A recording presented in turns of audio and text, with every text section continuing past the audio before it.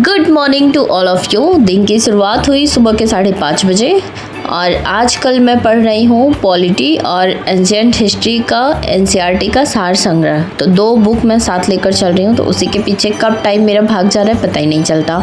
And blogging start की है फिर से, तो थोड़ा थोड़ा शूट करना तो बनता है। फ़िलहाल दिन की शुरुआत हुई है 5:30 बजे और मैं सबसे पहले आ गई थी किचन में, क्योंकि मैं सोच रही हूँ लंच बनाने से पहले एटलीस्ट मैं 1 घंटे के लिए पढ़ लूँ। तो फटाफट से मैंने थोड़ा सा सूजी भिगा दिया, क्योंकि आज हूँ मैं किसी के इन्विटेशन में, तो मुझे खाना बनाना नहीं था। क्योंकि मैं कुछ भी बनाऊंगी 2 ही लोगों का रहता है, वैसे भी मैं बनाती हूँ तो ज़्यादा हो ही जाता है। तो मैंने सोचा थोड़ा सा कुछ ऐसे नाश्ता बना के सानवी को लंच दे दूँगी।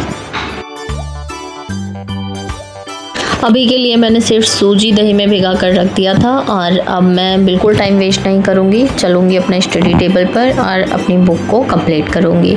और जब मैं पढ़ना स्टार्ट करती हूँ मुझे धीरे धीरे इतना ज़्यादा इंटरेस्ट आने लगता है, मुझे ऐसा लगता है ना कि मैं जल्दी कंप्लीट कर लूँ, बट टाइम की शॉर्टेज की वजह से चीज़ें हो नहीं पाती।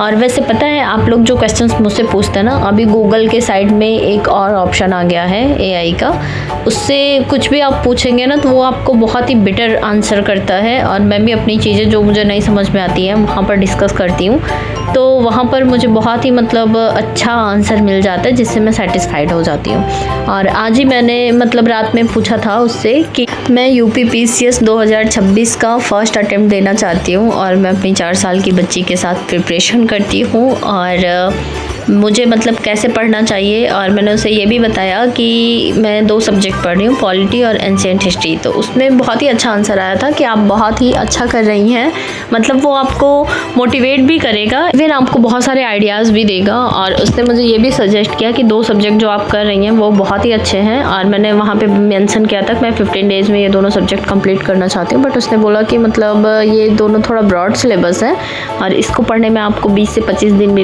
लग सकते हैं। एंड साथ में आप जैसे UPPCS में 30 से 35 क्वेश्चंस करंट अफेयर्स के आते हैं और UP स्पेशल 2 सब्जेक्ट आप साथ में और इंक्लूड करिए। डेली कम से कम 1 घंटे आप करंट अफेयर पढ़िए और साथ में आप UP स्पेशल भी थोड़ा थोड़ा पढ़ते चलिए, तो आपके साथ में 4 सब्जेक्ट रेडी होते रहेंगे। और 2 सब्जेक्ट पे आप मेनली फोकस रखिए और 2 सब्जेक्ट ऑप्शनल करके अपने डेली रूटीन में उसको भी इंक्लूड कीजिए।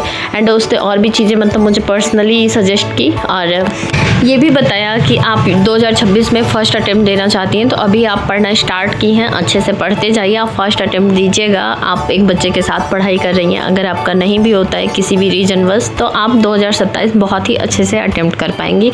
बहुत ही अच्छा लगा मुझे उसका आंसर, उसने पॉइंट टू पॉइंट मुझे बहुत ही अच्छे से समझाया। और आप लोगों को भी मैं सजेस्ट करूँगी ना कि एक बार वहाँ पर ट्राई कीजिएगा अपने थॉट्स, बहुत ही अच्छे आंसर्स आते हैं। और कल किसी ने मुझे ये भी पूछा था कि मुख्य सेविका का फॉर्म आएगा और TGT PGT की भी वैकेंसी आएगी, तो क्या मैं उसको नहीं अटेम्प्ट करूँगी। तो जो मुख्य सेविका का फॉर्म आएगा वो UPSSC के थ्रू ही आएगा और उसमें क्या है कि आप BA में सोशियोलॉजी पढ़े होंगे तो ही आप उसके लिए अप्लाई कर सकते हैं और पेट अटेम्प्ट किए होंगे तो। और पेट में भी आपका एक जो स्कोर आयोग डिसाइड करेगा उस अकॉर्डिंग आप वो एग्ज़ाम देंगे। जैसे जो भी BA में सोशियोलॉजी 3 साल पढ़ा होगा तो वो उस एग्ज़ाम के लिए एलिजिबल होगा। जैसे कि आप लोगों को मालूम है मैंने BCom किया हुआ है, मेरा सोशियोलॉजी नहीं है, मैंने BA नहीं किया है, तो मैं उसके लिए एलिजिबल होंगी नहीं, तो फिर मैं कैसे एग्ज़ाम दूँगी। पर मैं आप लोगों को सजेस्ट करूँगी कि जो भी एलिजिबल होगा उसे ये वैकेंसी ज़रूर देखनी चाहिए, बहुत ही अच्छी पोस्ट रहती है ये। और मेरे अकॉर्डिंग बहुत सारी पोस्ट आती हैं, बट मेरा O लेवल नहीं है, इस वजह से वो सारी चीज़ें मैं अप्लाई नहीं कर पाती हूँ। अदरवाइज़ अभी और वैकेंसीज आई नहीं है। और मेन चीज़ ये है कि मेरा इस बार पेट में नंबर भी कम है, इस वजह से अभी मैं बहुत ही डाउट में हूँ कि पता नहीं मुझे लोअर वाला भी पेपर देने को मिलेगा या फिर नहीं मिलेगा। और शायद से नहीं मिलेगा, क्योंकि लेखपाल वाले में भी मैं बाहर हो गई थी। सुबह 1 घंटे मैंने NCERT पढ़ लिया था और उसके बाद फिर वही सानवी को रेडी वगैरह किया, छोड़ के आ गई थी स्कूल और नहाना धोना हुआ। सानवी स्कूल जाने से पहले इतना ज़्यादा सारा बुक्स अपना फैला दी थी, तो वो सब मैंने समेट कर रखा। और आज मुझे ये वाला रूम अपना खाली भी करना था, तो मैं सानवी का सामान हटा के उसके बाद तुरंत बैठ जाऊँगी पढ़ने के लिए, क्योंकि आज का पूरा दिन फिर मुझे लगता है मैं बहुत ही कम पढ़ाई कर पाऊँगी।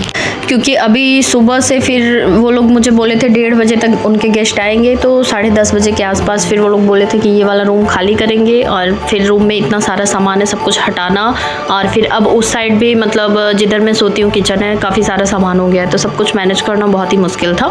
फिलहाल वो लोग देखेंगे अपना कैसे करेंगे। और यहाँ पर मैं फिर से बैठ गई थी पॉलिटी पढ़ने के लिए। पॉलिटी में मैंने 3-4 टॉपिक बहुत अच्छे से पढ़ लिए एंड पॉलिटी मैंने 2 बार कर रखी है, तो मुझे बहुत ही अच्छे से समझ में आते हैं और मैं जो क्वेश्चंस अटेम्प्ट भी करती हूँ वो भी मेरे बहुत ही अच्छे से बन जाते हैं क्वेश्चंस। और जब आप टेक्स्ट बुक पर कोई टेस्ट परचेज़ करेंगे, प्रो या फिर ऐसे मैथ्स, जो भी टेक्स्ट बुक पर टेस्ट परचेज़ करेंगे, तो वहाँ पे आपको पॉलिटी का मतलब अलग से एक टेस्ट सीरीज़ मिलेगा। तो उसमें जितने भी टॉपिक हैं पॉलिटी के UPSC लेवल के, सारे मतलब अच्छे लेवल के क्वेश्चंस रहते हैं, वहाँ पे आपको अटेम्प्ट करके आप प्रैक्टिस कर सकते हैं।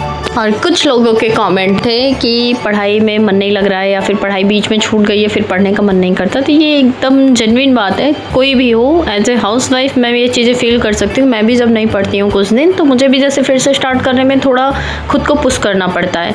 तो इसके लिए ऐसा नहीं है कि आप एक दिन बैठिए और खूब अच्छे से 6-7 घंटे पढ़िए, ये तो पॉसिबल नहीं है। तो आप ऐसा करिए कि 10 मिनट 15 मिनट जो भी आप पढ़ सकती हैं, एटलीस्ट अपने रूटीन में 10-15 मिनट की स्टडी शामिल कीजिए और धीरे धीरे उसको इंक्रीज़ करने की कोशिश कीजिए, तो आपका फिर से रूटीन मेंटेन हो जाएगा।